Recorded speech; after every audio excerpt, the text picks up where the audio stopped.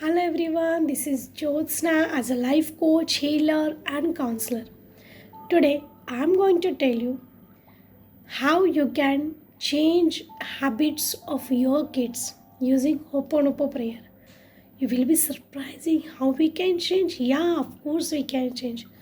All because of our thought process, because of the things which are in our subconscious mind.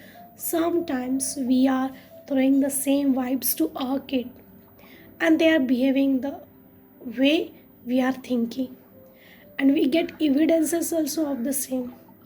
And if you want to heal particular those habits, you can use this Ho'oponopono prayer, and you can change the way you want to your child. you know in this prayer you are supposed to just forgive, say sorry to your child, and you will see the magical changes. How you can do it then? Is, dear my child, I'm sorry. Please forgive me. I thank you. I love you.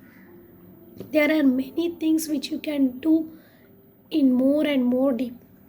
And if you want to know more about it, kindly join my WhatsApp group given in the description box and contact me to make your relationship with your child more and more better, and to make your child as a perfect happy human being.